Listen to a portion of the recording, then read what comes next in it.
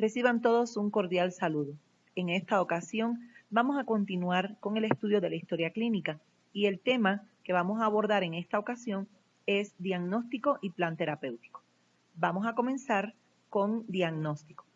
Para establecer un adecuado diagnóstico utilizamos la ecuación clínica. La ecuación clínica no es más que el seguimiento del pensamiento lógico para llegar a un diagnóstico naturopático que nos permite elaborar un correcto plan terapéutico para nuestro paciente. Según la ecuación clínica, una vez que nosotros confeccionamos la parte de anamnesis en la historia clínica y hacemos la exploración del examen físico en el paciente, nosotros vamos a obtener, con la anamnesis y el examen físico, vamos nosotros a obtener el conjunto de síntomas y signos que están presentes en el paciente. Este conjunto de síntomas y signos que vamos a obtener de aquí, sumado a los resultados que nosotros obtenemos cuando realizamos algún diagnóstico alternativo de nuestra elección, puede ser cualquiera. En algunas ocasiones se realiza un solo diagnóstico alternativo, pero hay muchas ocasiones en las que los terapeutas escogen realizar 2 diagnósticos alternativos para tener una mejor idea de la condición médica del paciente.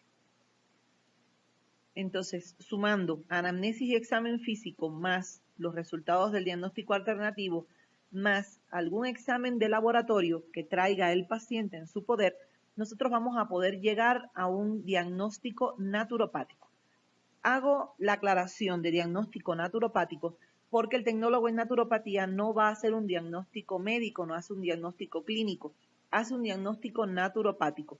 Para esto les sugiero que se lean la resolución 037 del Ministerio de Salud Pública, que regula las prácticas de la medicina alternativa en el Ecuador, donde se explica que el tecnólogo en naturopatía no debe hacer un diagnóstico médico.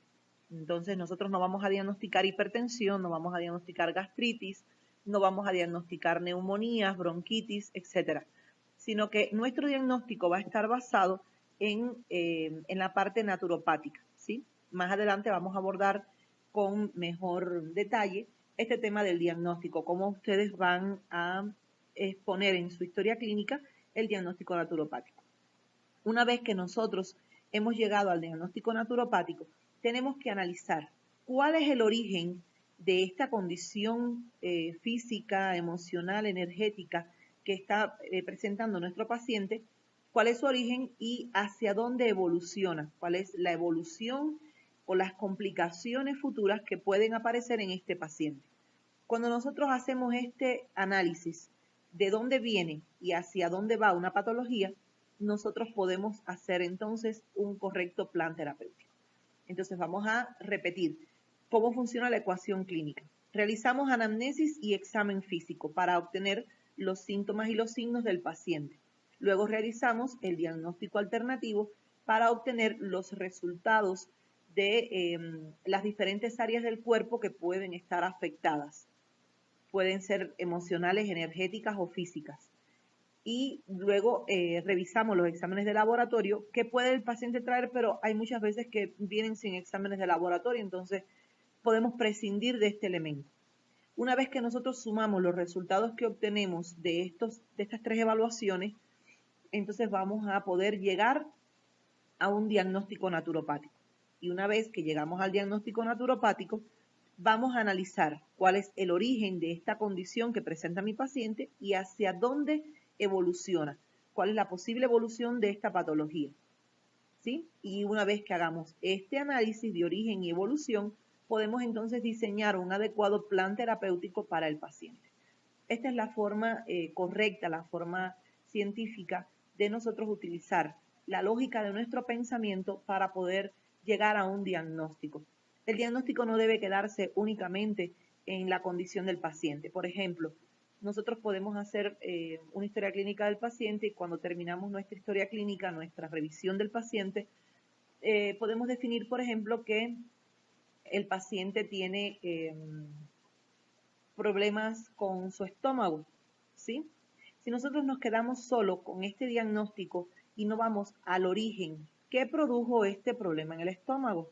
¿Por qué mi paciente tiene este problema? Si solo diseñamos un plan terapéutico teniendo en cuenta la patología, entonces nosotros no estamos atendiendo al paciente. Estamos tratando la patología, pero no estoy tratando al paciente. Hay que ir al origen.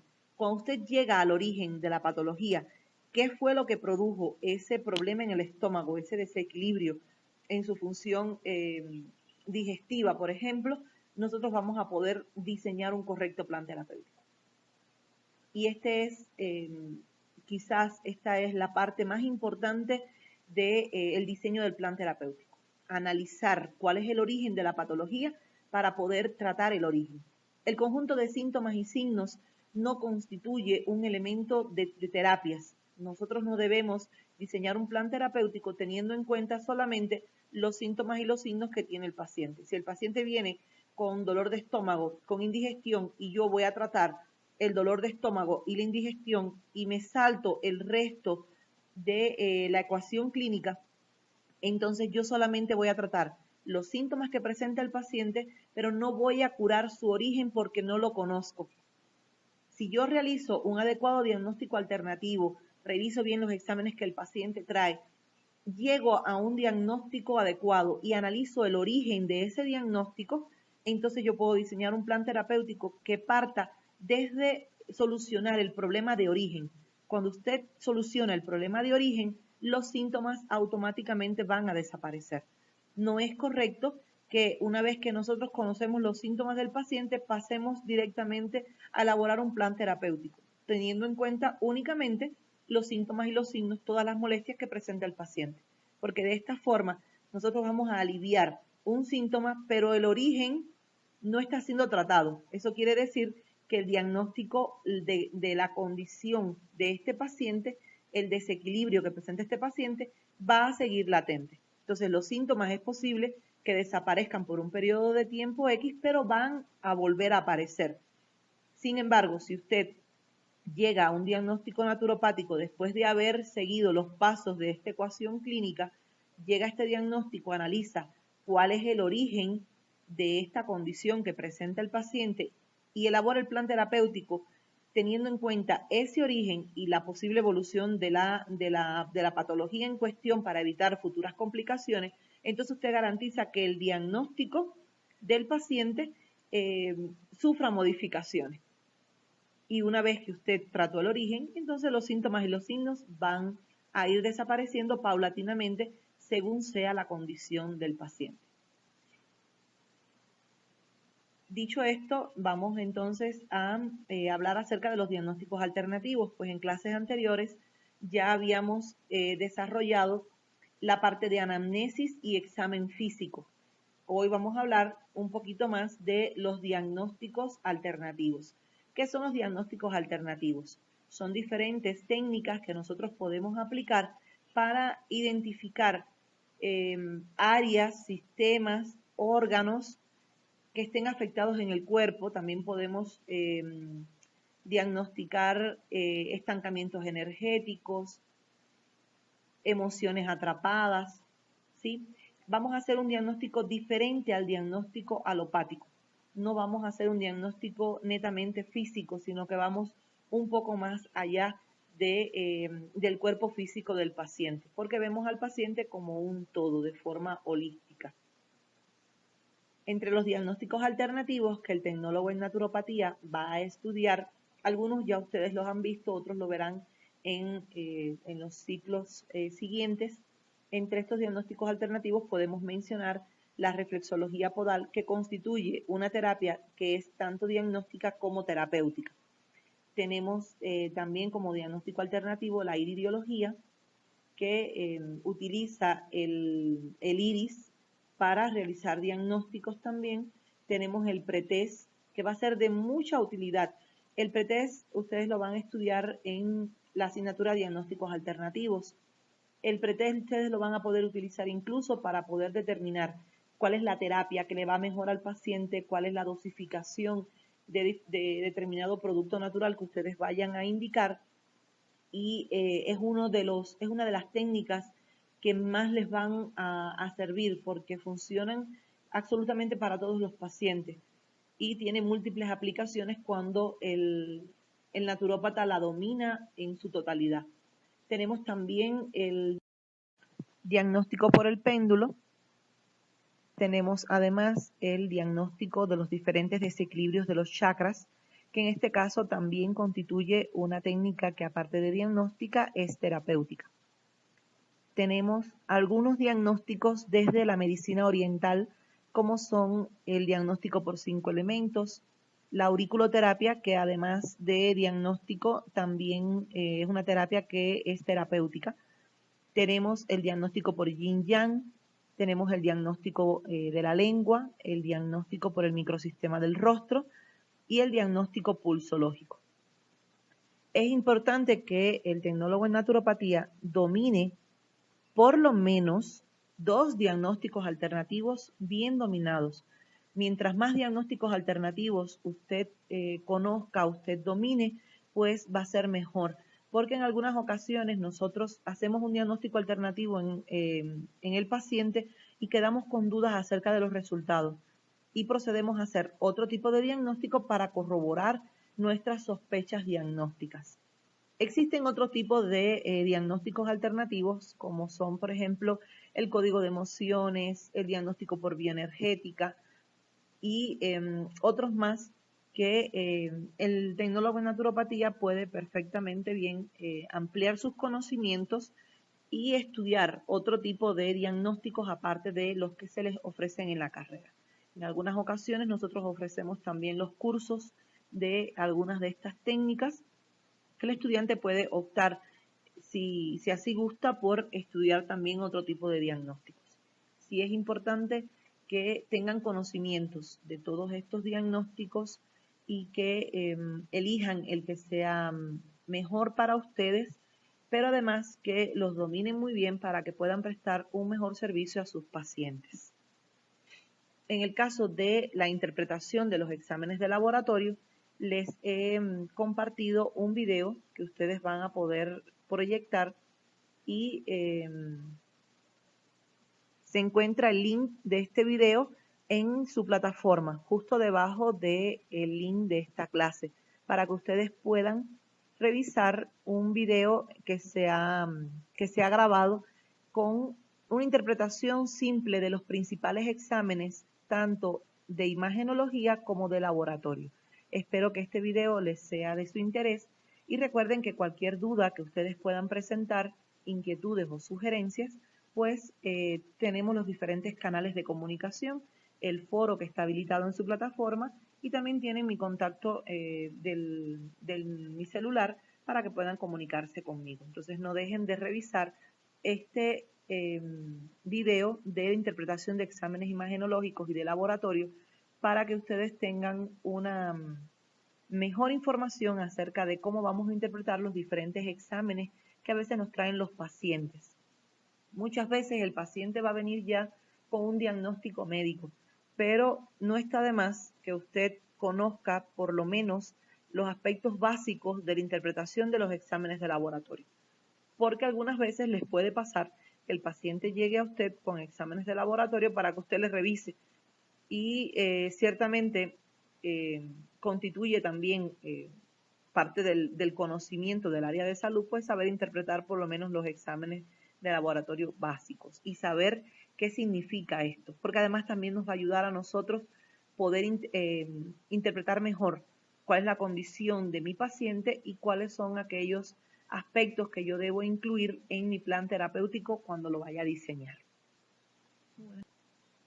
Una vez que ya hemos realizado la anamnesis, el examen físico, que realizamos el diagnóstico alternativo y que revisamos los exámenes de laboratorio que trajo el paciente, hicimos su adecuada interpretación, podemos llegar a un diagnóstico definitivo, ¿verdad? O un diagnóstico presuntivo. Y cuando nosotros analizamos cuál es el origen de esta patología o el origen de esta condición que tiene el paciente y cuáles son sus posibles complicaciones o su posible evolución, entonces nosotros podemos diseñar un plan terapéutico. Ahora, en el plan terapéutico hay algunos elementos que nosotros vamos a desarrollar. Lo primero es poder identificar si hay algún factor de riesgo modificable o cuáles son las patologías o condiciones que están presentes en mi paciente. En el caso de factores de riesgo modificables, hago la aclaración de modificables porque existen factores de riesgo que no son modificables.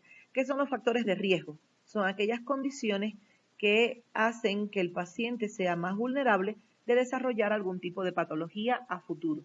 Entonces, hay factores de riesgo que son no modificables. ¿Cuáles son estos?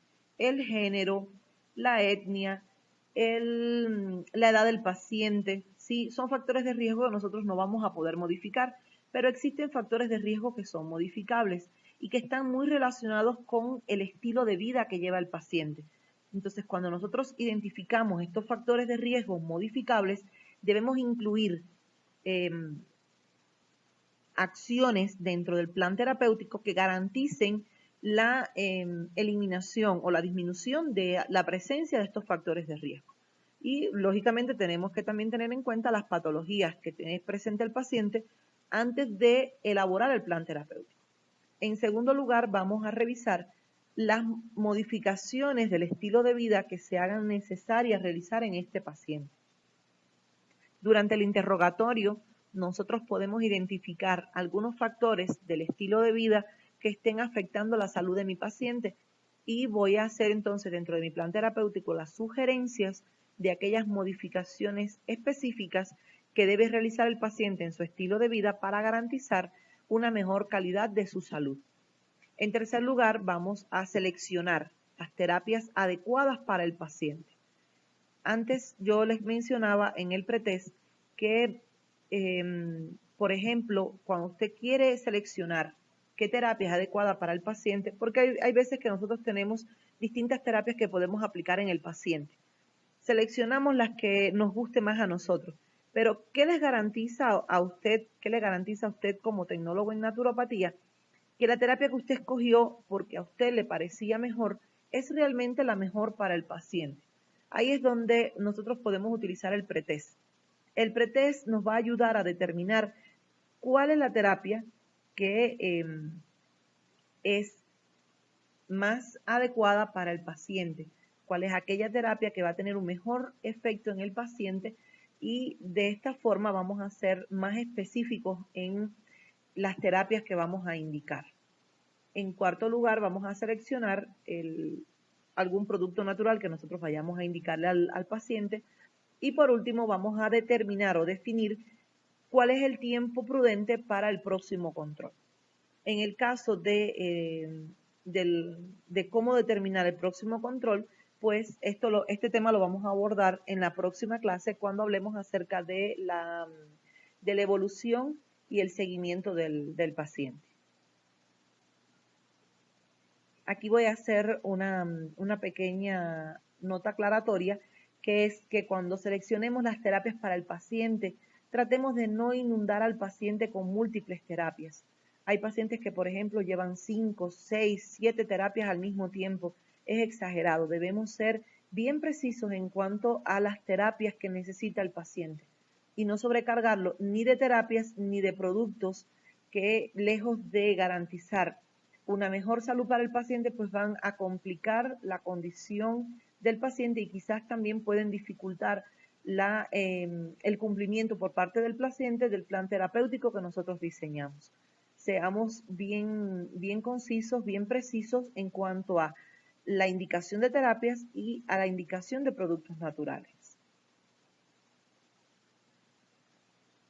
Vamos a hablar entonces de los estilos de vida y salud. Los estilos de vida ayudan a disminuir el riesgo que tienen los pacientes de poder desarrollar alguna enfermedad. Por otro lado, también va a hacer que las personas sean mucho más eficientes en su vida cotidiana y cuando nosotros garantizamos la práctica de estilos de vida saludables, van a hacer un gran cambio positivo tanto en la salud física, emocional, psicológica del paciente, pero también requieren de un gran cambio de actitud frente a los nuevos retos que nosotros vamos a poner en las manos de este paciente. Recuerden que la salud es algo que todos vamos a desear alcanzar y que nosotros consideramos la salud como el mayor tesoro que puede tener una persona. y es algo que tiene un valor invaluable. Es posible que algunas veces olvidemos el valor que tiene la salud. Muchas veces no nos damos cuenta de qué tan valioso es tener salud hasta que nos enfermamos. En el momento en que enfermamos o en el momento en que tenemos miedo de enfermar, como está sucediendo en estos momentos actuales en los que muchas personas tienen miedo de contagiarse del COVID-19, pues comenzamos a darle un valor más especial a la salud. Sin embargo, no necesitamos grandes beneficios, grandes tesoros, grandes riquezas materiales cuando no tenemos salud. Entonces creo que es importante recordar que para nuestros pacientes que acuden a buscar nuestra ayuda, para ellos lo más valioso que tienen es su salud, es lo que más desean recuperar, ¿sí?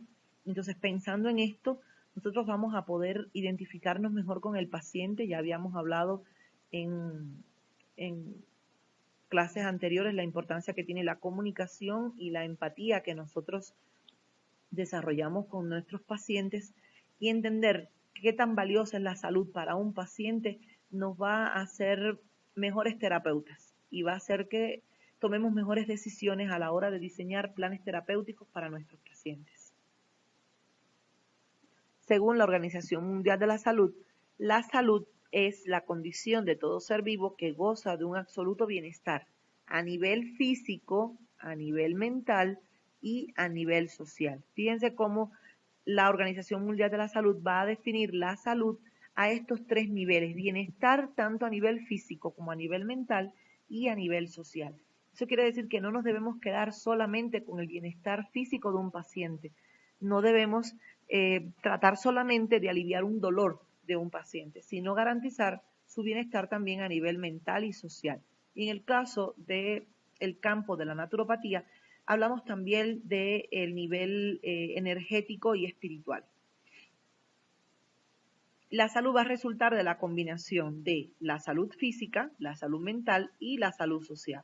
En la salud física lo vamos a definir como el óptimo funcionamiento fisiológico, es decir, de todas las funciones del organismo. Óptimo funcionamiento de todos los sistemas del organismo.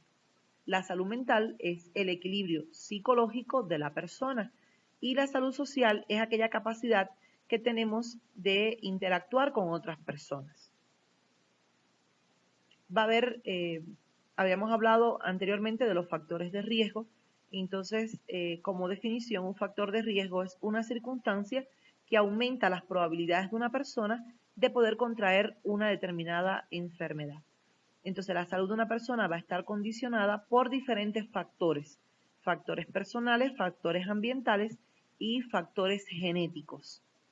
Dentro de los factores personales podemos hablar del factor socioeconómico y la actitud y la conducta de una persona, de forma tal que podemos decir que los factores personales son las características que presenta una persona en conjunto con sus hábitos de vida, o sea, estilos de vida saludables, y de esta forma podemos decir que una persona que tenga hábitos de vida más saludables va a ser una persona menos vulnerable a enfermedades, pero una persona que no tenga hábitos de vida saludables la van a hacer más vulnerable a padecer diferentes enfermedades.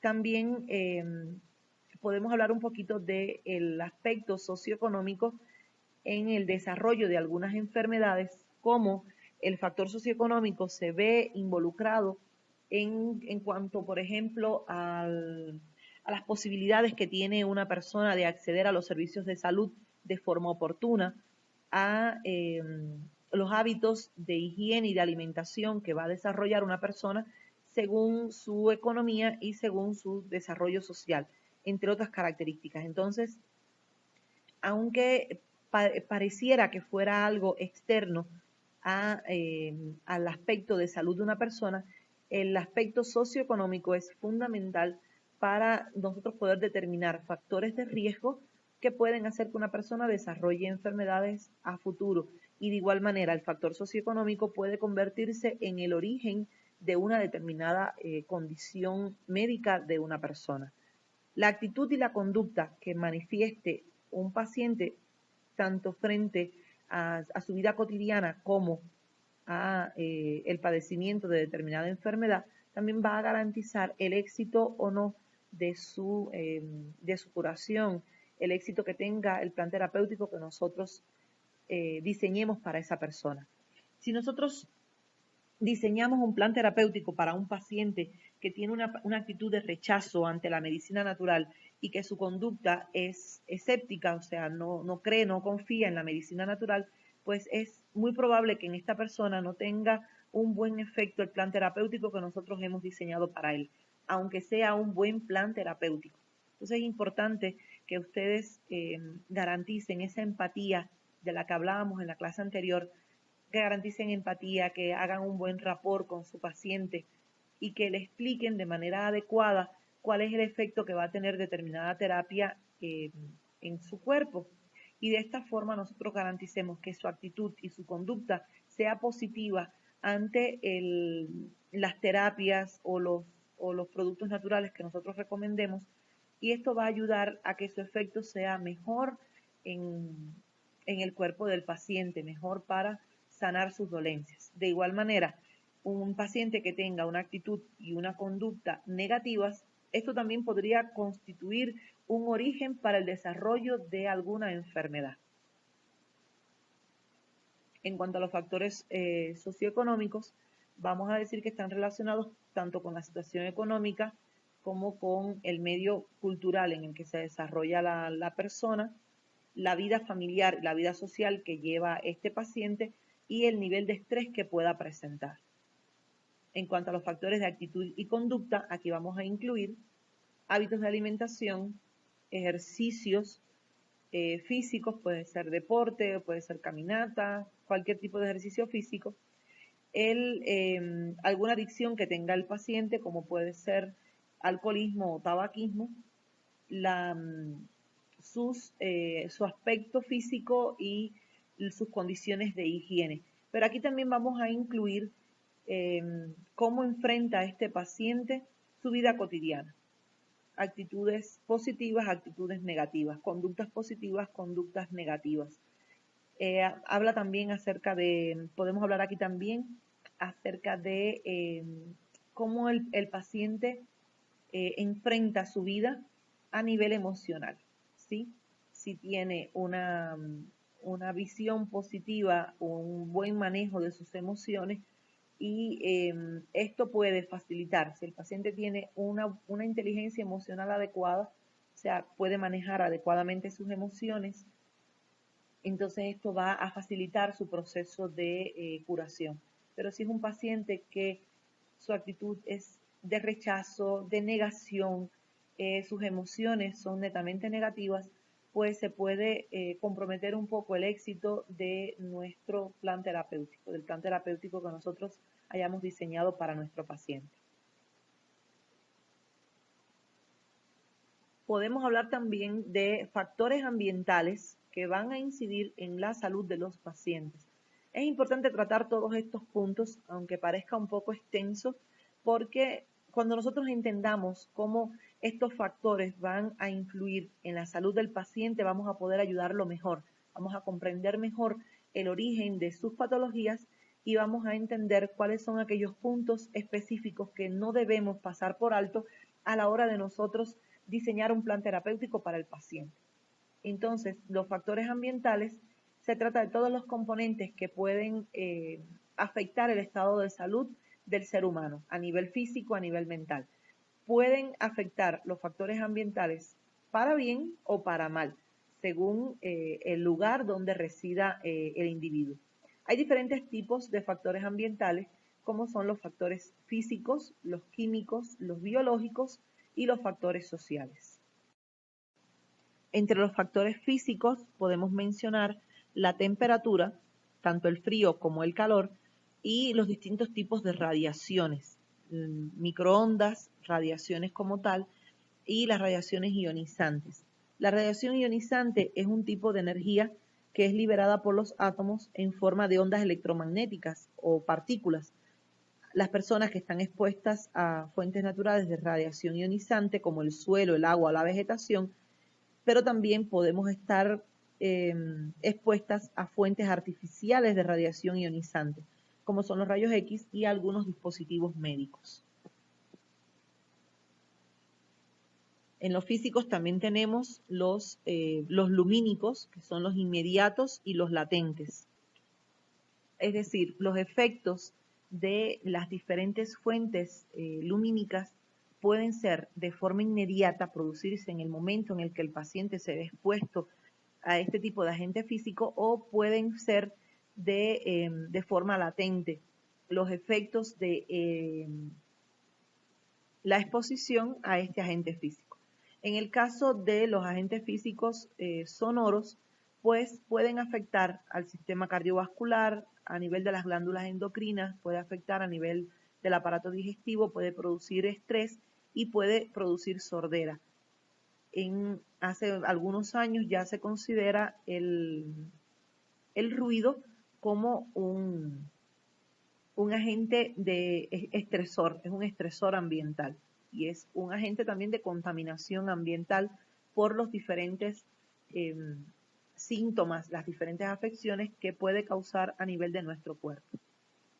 En el caso de los factores químicos, los agentes químicos, podemos hablar de que los productos químicos, algunos pueden pasar a nuestro cuerpo de forma inhalada, o sea, a través del aire, pero también pueden pasar a nuestro cuerpo a través del consumo de agua o alimentos contaminados, y también pueden entrar a nuestro cuerpo a través del contacto a través de la piel.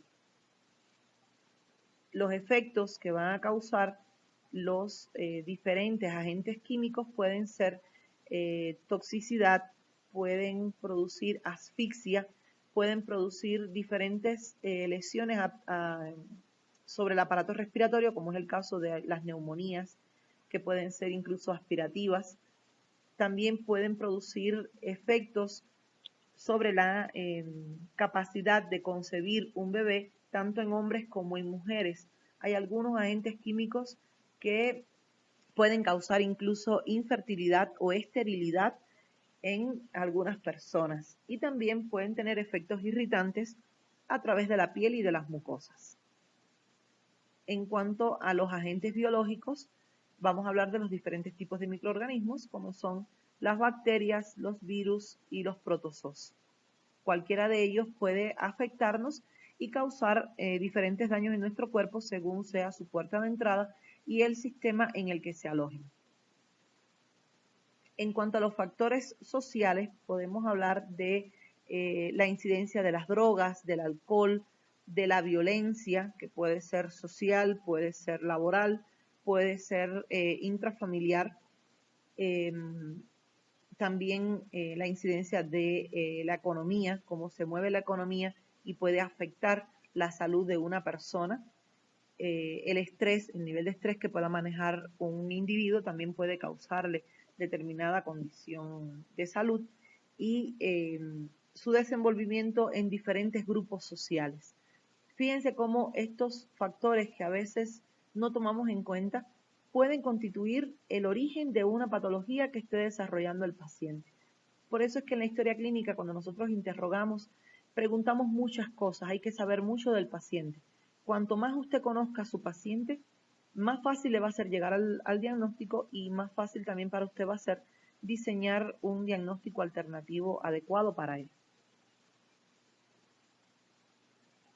Ahora, los estilos de vida saludables en la actualidad constituye un tema que se maneja cada vez más, porque a través del conocimiento de un estilo de vida saludable y de la puesta en práctica de estilos de vida saludables, los pacientes van a tener un mejor rendimiento, y estamos hablando, por ejemplo, de cómo estudiantes y trabajadores van a tener mejores resultados en sus actividades determinado por su estado de salud. Y esto se ve a todos los niveles, lo podemos ver en todos los géneros y en todas las edades, como la práctica de estilos de vida saludables garantizan un mayor rendimiento de las personas que así lo practican. Sin embargo, para muchos, el establecer estilos de vida saludables va a requerir un reto realmente importante al demandar un cambio de actitud frente a una sociedad que nos empuja cada vez más a alejarnos de estilos de vida saludables. Entonces sería una guerra muchas veces interna de la propia persona al alejarse de conductas sociales, conductas cotidianas que ha asumido y que han hecho que se aleje cada vez más de los estilos de vida saludables. Pero cuando el paciente entiende lo importante que es para su salud eh, tomar estilos de vida saludables, pues le va a ser más fácil a él poder asumir estos cambios en su vida y también motivar a otras personas a que tenga estos cambios. Es importante definir que no siempre es sencillo para una persona alejarse de sus costumbres de muchos años. Entonces un cambio de estilo de vida no debe ser algo brusco, sino más bien buscar que el paciente haga pequeñas modificaciones y vaya aumentando eh, estas modificaciones paulatinamente y que no hagamos un cambio brusco en su estilo de vida, sino que vayamos instalando de a poco algunos tips de cambios para que el paciente no se sienta muy golpeado por una modificación brusca de sus costumbres, ¿sí? Ahora, ¿qué se entiende por estilo de vida? El estilo de vida, dicho de una forma sencilla, es la forma en que una persona elige vivir. Tiene que ver con los gustos, con los hábitos, con la forma en que se comporta una persona, pero es algo muy particular. Es como el mundo interno de una persona, cómo se comporta en la parte interna de una persona, cuáles son las decisiones y la forma en la que él ha decidido vivir.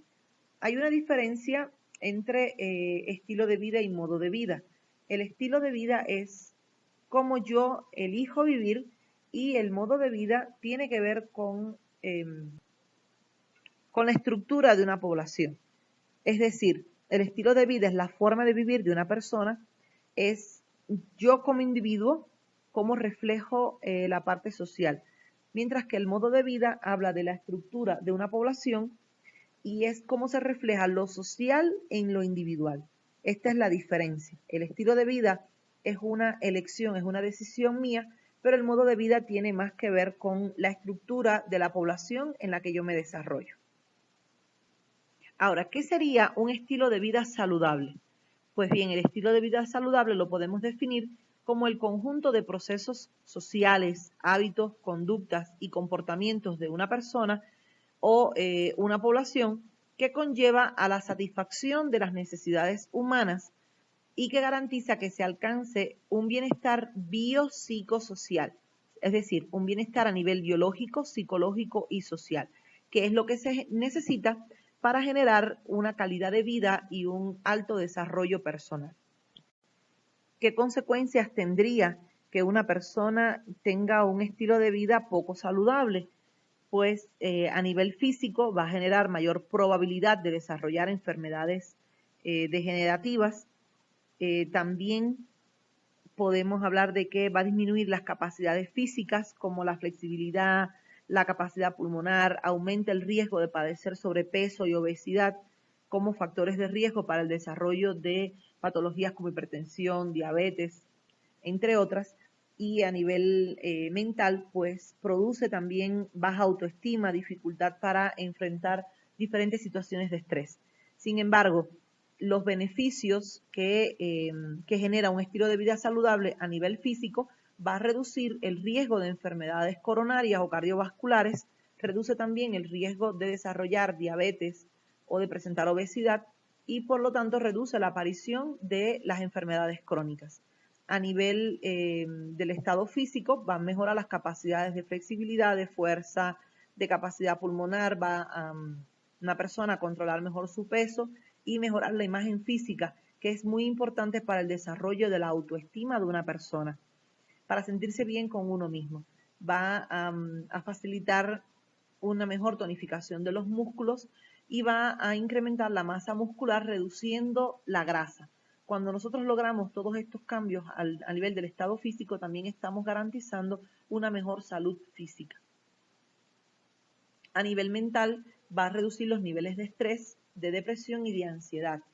Estas tres condiciones, la condición de estrés, de depresión y de ansiedad, constituyen muchas veces el origen de diversas patologías. Entonces, cuando el paciente maneja estilos de vida saludables, reduce los niveles de estrés, de ansiedad y de depresión, y esto le va a dar una mayor sensación de bienestar, va a mejorar mucho su autoestima y por tanto el paciente va a desempeñarse mejor en su ámbito personal, familiar y sociolaboral.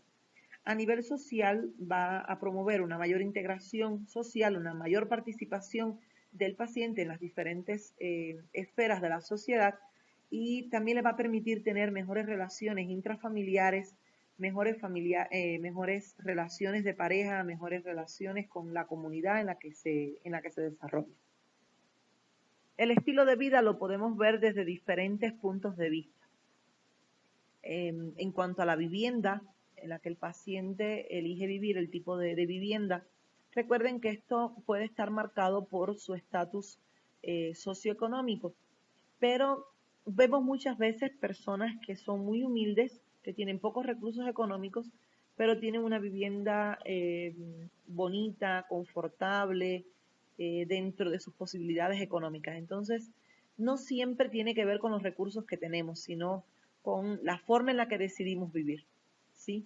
Entonces, podemos tener en cuenta la vivienda, el tipo de alimentación que lleva la persona y la forma en la que se viste. Aquí podemos ver nosotros el estilo de vida que adopta una persona. En el caso de la vestimenta no hablamos de que use ropa de marca o no, sino en cuanto a la forma en la que el paciente llega, a la forma en la que el paciente nosotros lo vemos desde que entra. No me fijo en si sus zapatillas son de marca o no, pero sí salta a la vista cuando el paciente está vestido correctamente, se viste de forma adecuada al lugar donde se encuentra, ¿sí? También vemos si su ropa está limpia, si cuida su vestimenta. Esto habla acerca de incluso de la autoestima que tiene esta persona. Nosotros tenemos que observar estos pequeños detalles. No es porque seamos entremetidos en la vida de los pacientes, sino porque esto nos da una idea del estilo de vida que esta persona está adoptando llevar. A nivel social, tiene que ver con el tipo de familia en el que se desarrolla, el tipo de familia que construye, los grupos sociales en los que interactúa el paciente y su uso y manejo de las redes sociales. Hoy día las redes sociales se han convertido en un elemento que puede causar modificaciones muy positivas en el estilo de vida, pero también puede causar modificaciones muy negativas del estilo de vida. Hay personas que las redes sociales cubren toda su interacción social y descuidan la participación en algunos grupos sociales e incluso su participación a nivel de su familia. Entonces hay que cuidar también la participación del paciente a nivel de las redes sociales. Muchas veces es causa de depresión, de ansiedad, de estrés en las personas que su vida social se limita solamente a las redes sociales. Entonces tienen una vida muy perfecta a nivel de las redes sociales, pero su vida real es muy distinta. Entonces es el estilo de vida que el paciente decidió adoptar. Decidió adoptar un estilo de vida en el que se proyecta muy positivo a nivel de las redes sociales, pero su vida en el aspecto real, pues sencillamente no existe. Y hoy día se vuelve interesante, se vuelve importante diagnosticar estos pequeños factores de riesgo para el desarrollo de enfermedades que parten desde un origen emocional, sobre todo en los jóvenes y en los adultos jóvenes. A nivel ideológico, el estilo de vida va a estar fundamentado por el tipo de ideas que tenga esta persona, por los valores que haya podido desarrollar a lo largo de su vida y por las creencias no solo religiosas, sino sus creencias personales, lo que el paciente cree que es cierto y en lo que el paciente no cree. Hablábamos hace un ratito de la creencia y la aceptación de las terapias naturales y veíamos cómo, hablábamos cómo una persona que no confía en la medicina natural, que no la acepta, que no cree en ella, no va a tener mucho efecto en esta persona las terapias naturales que nosotros podamos aplicarle, aunque sean las mejores terapias. Sin embargo, una persona que tenga una creencia firme de que lo que está haciendo le va a sanar, le va a curar, le va a mejorar, es una persona que va a tener un mejor efecto con la terapia que va a recibir. Es importante tener en cuenta las ideas, los valores y las creencias de un paciente a la hora de nosotros desarrollar un plan terapéutico para esta persona. Si tomamos en cuenta el aspecto ideológico, vamos a llegar mejor a este paciente y vamos a poderlo incorporar de mejor manera a que participe en su proceso de curación. Existen algunos indicadores que nos sirven para evaluar los estilos de vida saludables. Por ejemplo, podemos mencionar el tener un sentido de la vida, un objetivo, un proyecto de vida, mantener una autoestima y una identidad propia, brindar afecto, mantener integración familiar y social, o sea, es tener satisfacción por la vida que llevamos, poder tener capacidad de autogestión y de autodecisión en el deseo de aprender continuamente, la capacidad de cuidar de nosotros mismos, la posibilidad de promover convivencia, solidaridad, tolerancia. Esto tiene mucho que ver con el desarrollo social, cómo nosotros nos proyectamos en sociedad. La seguridad en la salud y el control de los diferentes factores de riesgo, cómo el paciente se va a involucrar en la identificación de los factores de riesgo que está presentando y cómo los combate al adoptar estilos de vida saludables. La ocupación y el disfrutar de un tiempo libre de una forma sana. Es importante que los estilos de vida saludables no sean producto de solamente para nosotros, producto de un diseño de plan terapéutico, sino que el terapeuta debe tener estilos de vida saludables para poder educar al paciente con su propio ejemplo. No es coherente que un terapeuta le indique a un paciente toda una gama de estilos de vida saludables que debe adoptar y que el propio terapeuta no los lleve a cabo.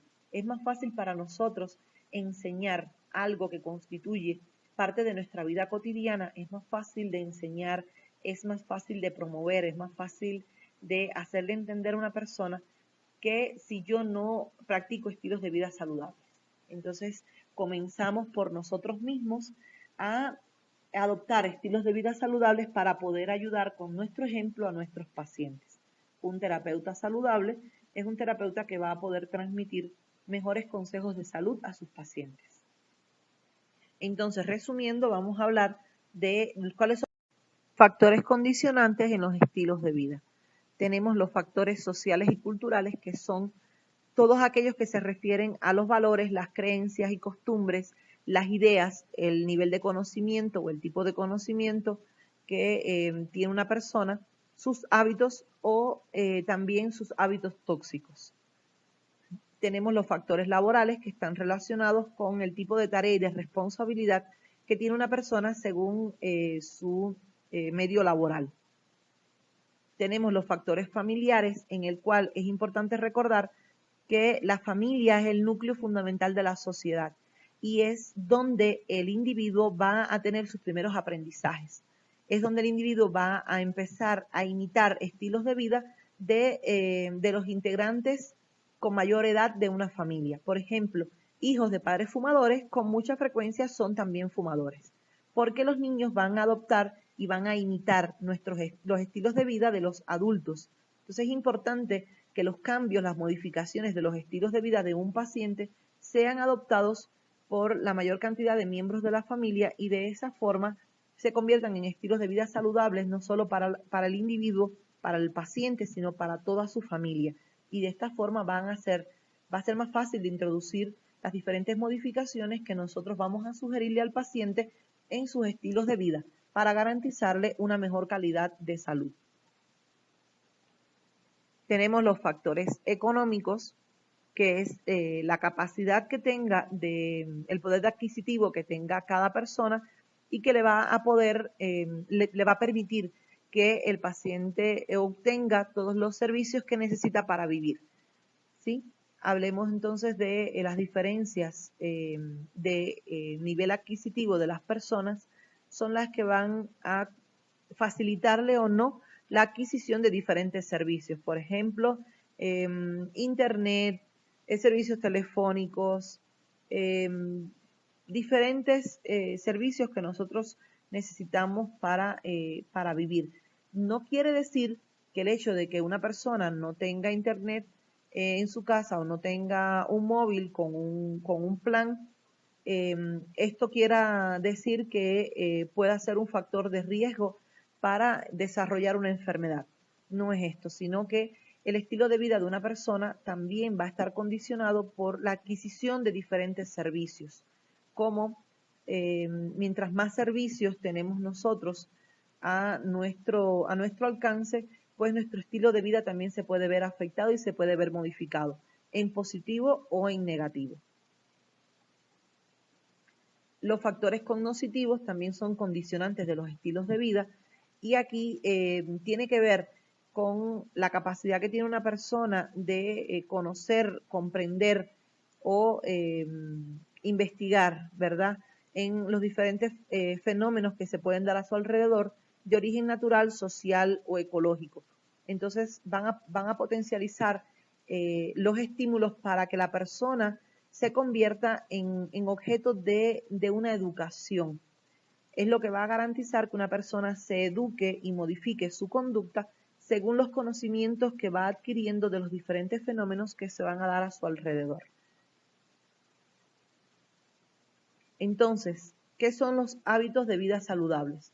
Son todas aquellas conductas que nosotros tenemos asumidas como propias en nuestra vida cotidiana y que van a incidir de una forma positiva en nuestro bienestar físico, mental y social. Son todas las decisiones que nosotros tomamos en nuestra vida cotidiana para garantizar un estado de salud a nivel físico, mental y social. Ahora bien, ¿cómo traducimos nosotros toda esta información en la historia clínica? ¿Cómo vamos a redactar el diagnóstico alternativo en primer lugar? Como diagnóstico alternativo, les sugerimos que ustedes mínimo realicen un diagnóstico alternativo a su paciente. Entonces, en la historia clínica, ustedes van a escribir primeramente qué tipo de diagnóstico alternativo ustedes realizaron en el paciente. En este caso, se hizo diagnóstico por el iris y van a detallar solamente lo que se ve en el diagnóstico. Por ejemplo, una redacción de diagnóstico alternativo podría quedar de la siguiente manera. Se encuentra en la zona 5, ojo izquierdo, una cripta que se extiende hasta el área 2 que refleja inflamación de estómago. Y a continuación ustedes pueden detallar todas las alteraciones que ustedes encuentren a nivel de iris. Y de esta misma forma lo pueden hacer con reflexología, con pretest, con las diferentes técnicas de diagnóstico alternativo que ustedes vayan encontrando. No tienen que escribir todos los pasos del diagnóstico alternativo, sino solamente los hallazgos que le permitan a ustedes llegar a una conclusión de diagnóstico. Entonces, el diagnóstico presuntivo naturopático que ustedes van a escribir no va a ser ni gastritis, ni bronquitis, ni hipertensión, diabetes, no, ese no es el diagnóstico que nosotros vamos a desarrollar. Un ejemplo de diagnóstico podría ser emoción de preocupación atrapada, inflamación de estómago por iridiología. Fíjense, inflamación de estómago, este paciente tiene un diagnóstico médico de gastritis, pero usted como tecnólogo en naturopatía no le va a diagnosticar una gastritis al paciente. Usted puede definir por iridiología que hay una inflamación a nivel de su estómago y puede tratarlo de esta forma. ¿Ya? No necesitamos llegar a un diagnóstico médico para nosotros poder tratar a nuestro paciente. Vamos a hacer diagnóstico presuntivo O sea, es lo que yo imagino, lo que yo infiero que tiene el paciente a nivel naturopático. Y es basado en este diagnóstico presuntivo naturopático que nosotros vamos a hacer una interpretación de cuál es el origen de la dolencia de mi paciente y cuáles son las posibles complicaciones que se puedan presentar. Y es entonces que nosotros vamos a poder realizar las indicaciones o diseñar un plan terapéutico para el paciente. Esto es un ejemplo de indicaciones para un paciente. Por ejemplo, en este caso, nosotros decidimos a nivel de la nutrición hacer algunos cambios de estilos de vida, alimentación sana, eliminar el alcohol, eliminar el café, el tabaco y el ají para evitar el consumo de frutas cítricas para mejorar la inflamación a nivel del estómago de este paciente. Como terapia, le sugerimos al paciente la estimulación con reflexología podal en el punto de estómago por 3 minutos 2 veces por semana. Fíjense cómo cada indicación que nosotros vamos a dar lleva una dosificación, una frecuencia y una duración. Bien, en este caso sería la dosificación sería 3 minutos 2 veces por semana. Aquí habría que hacer una evaluación del paciente luego de estas dos primeras sesiones para poder evaluar si continuamos con la misma terapia o si hacemos la introducción de otra terapia o si retiramos esta terapia y la sustituimos por otra. En el caso de productos naturales, sugerimos en este caso en particular, recuerden que esto es un ejemplo que estamos discutiendo, cristal de sábila congelado del tamaño de un dado, 3 cuadritos en ayunas por 7 días. El producto, la forma de prepararlo, congelado del tamaño de un dado para que el paciente sepa el tamaño específico al que debe ser cortado. Y 3 cuadritos, la dosis, la frecuencia que va a ser solamente en ayunas y la duración que va a ser por 7 días. Le indicamos además, estas 3 indicaciones tienen que ver con la inflamación de su estómago. Le indicamos además masaje shiatsu para liberar emociones atrapadas, una sesión y valorar seguimiento. En este caso estamos haciendo una indicación para la emoción de preocupación atrapada y evaluamos el seguimiento para dentro de 10 días. ¿Qué va a pasar en estos siguientes 10 días? Que nosotros vamos a hacer una evaluación de cómo ha sido la evolución del paciente y vamos a valorar si mantenemos el tratamiento, si continuamos con alguna terapia, si hacemos alguna modificación. Lo más importante a la hora del plan terapéutico es que usted defina qué le va a mandar al paciente, con qué dosificación, con qué intensidad, cuántas veces, cuál va a ser la frecuencia de la aplicación de lo que usted está sugiriendo y cuál es la duración de ese tratamiento. De esta forma el paciente va a poder cumplir totalmente las indicaciones. Las indicaciones deben ser bien precisas, deben ser explicadas con claridad al paciente y nosotros debemos preguntar si el paciente entendió todo lo que le dijimos y si tiene alguna duda esclarecerla en el momento de la consulta. Es importante además que en el momento en el que ustedes elijan diseñar un plan terapéutico para su paciente, puedan escuchar las opiniones que tenga el paciente acerca de nuestras sugerencias y que podamos indagar un poco si el paciente puede cumplir con todas nuestras indicaciones. Si hay alguna indicación con la que el paciente no pueda cumplir, pues debemos sustituirla por otra. Para de esta forma nosotros poder garantizar el cumplimiento del plan terapéutico. Usted no debe diseñar un plan terapéutico que se vaya del poder adquisitivo del paciente, por ejemplo, sugiriéndole productos que el paciente no va a poder comprar, o ponerle terapias que el paciente por su trabajo no va a poder realizarse. Es decir, nosotros tenemos que hacer toda una valoración del paciente para poder diseñar un plan terapéutico con indicaciones que el paciente pueda cumplir en su totalidad. Esto va a garantizar que el paciente cumple el plan terapéutico y que este plan terapéutico tenga un efecto positivo sobre la salud del paciente. Espero que haya sido de interés el tema que hemos impartido el día de hoy y que podamos continuar con el llenado de la historia clínica en los días posteriores. Yo les agradezco por el tiempo en que nos han acompañado y nos vemos en una próxima clase. Muchas gracias.